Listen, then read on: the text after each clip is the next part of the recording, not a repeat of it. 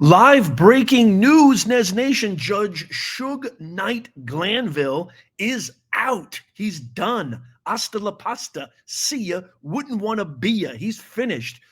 Judge Rachel Krause, has just recused Judge Earl Glanville from the YSL Rico Young Thug case. It just came out literally minutes ago. I can't wait to go through this entire thing and what this means. What does this impact does this have on the trial? Is the trial dismissed? Remember, Brian Steele asked for, in his motion, who is Young Thug's lawyer, he asked for a lot more than just recusal, right? He asked for the entire trial to be over with, asking for a mistrial. He also asked for the prosecutors to be tried and removed as well. So DA Fani Willis, Cash Money G, our girl, he asked for that whole entire prosecutorial team to be removed for judicial misconduct. I'm going to break that down right now with you guys, and let's do this. Holy macadamia nut. Let me know what you guys think in the comments of this amazing, amazing development. Let me make this a little bit bigger. Okay. So I've gone through the entire motion, as I always do for you guys. I'm on vacation, so I'm not actually at my studio, but the news never stops, so I have a little bit of time to share this with you. So here's the breakdown of the order. The case involves multiple defendants, obviously, prosecuted by the Fulton County District Attorney, which is Fani Willis, for gang activity and associated crimes. Motions to recuse Judge Glanville were filed by DeMontre Kendrick, June 12, 2024, Caleb Bumpus, and Jeffrey Williams, a.k.a. Young Thug, June 17th, 2024.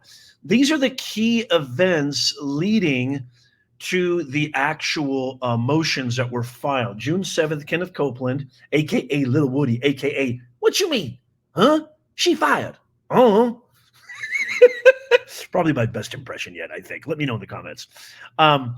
Kenneth Copeland, a state's witness, initially invoked his Fifth Amendment right, but later agreed to testify after being informed of the consequences by Judge Glanville. And then this was the biggie right here.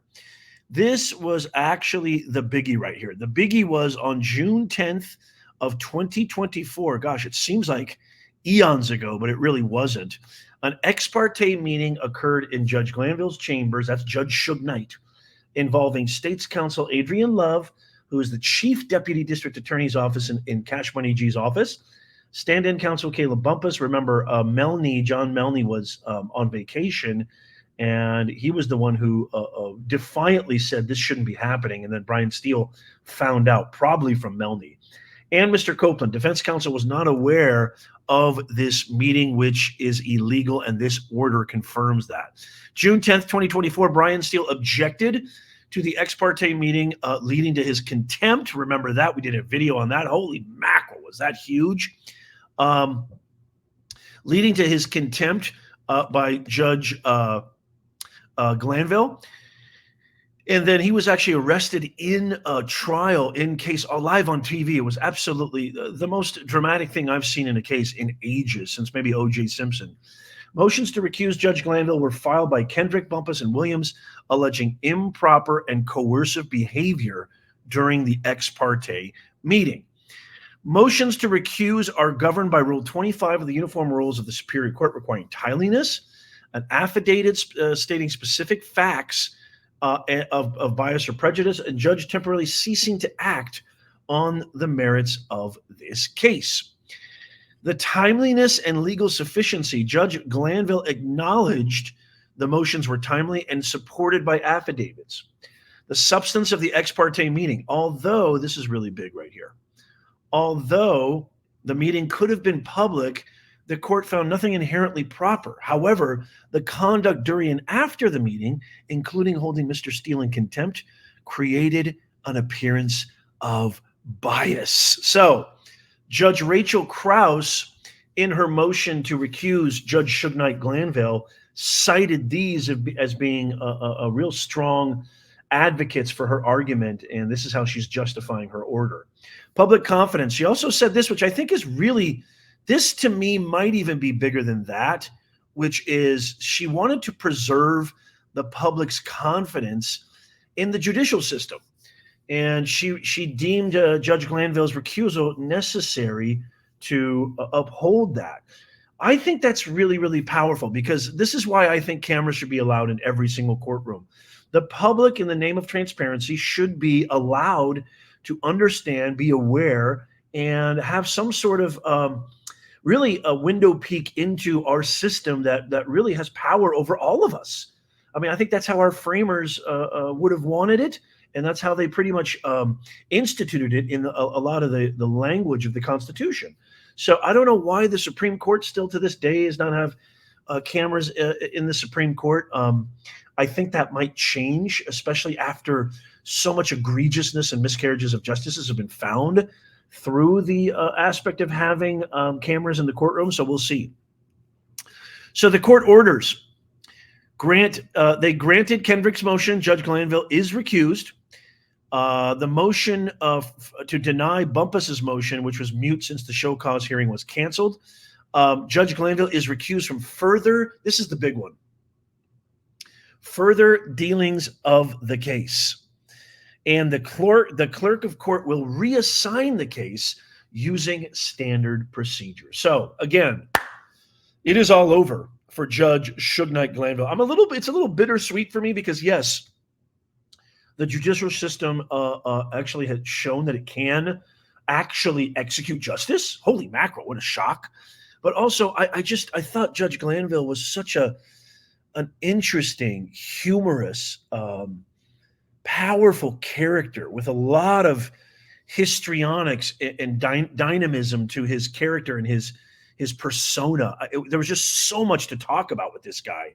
I still to this day don't understand how this guy got to be a judge presiding over really big, high-profile cases. But then again, when you got Cash Money G as the district attorney, I mean, Fulton County is a hot mess. So that's the ruling. I'm going to tell you what happens next now, but let me know in the comments, what are your thoughts on this judge being recused? Okay, what happens next? Reassignment. The case will be reassigned to a new judge by the clerk of court. The new judge will review the case and potentially schedule new hearings or trials. We still don't know who that new judge is. The implication for the defendants: the new judge's handling and decisions will influence the course of the trial, including any pretrial motions or procedural rulings. The decision to recuse Judge Glanville aims to restore public and legal community confidence in the impartiality of the judicial process. So now, remember, how does this affect the trial's continuation? Remember, they asked for the trial to be deemed a mistrial and dismissed. So the trial is not dismissed. The recusal of Judge Glanville does not dismiss the trial. The trial will continue with a new judge. So there'll be a reassessment by the new judge. The new judge will review all motions, evidence, and prior rulings.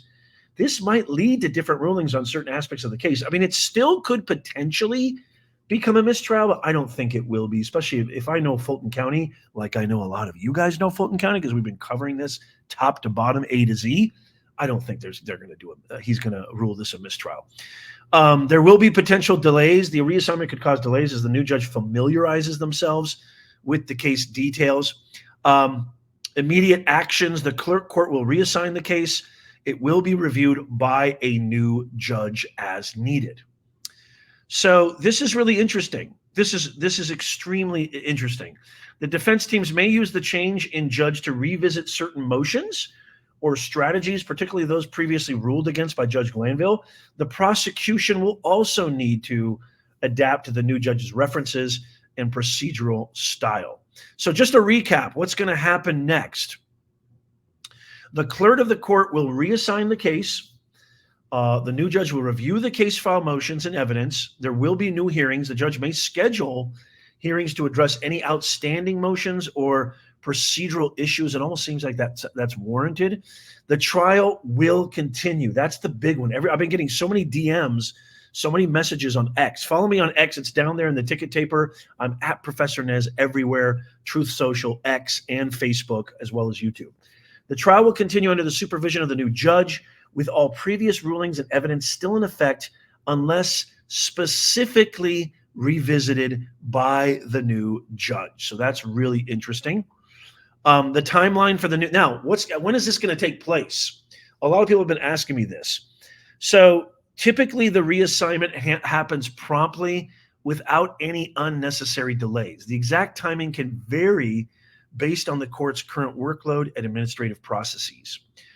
However, there has been no specific timeline provided, and so there could be potential delays. While efforts are generally made to expedite, there might be a short period while the new judge reviews the case.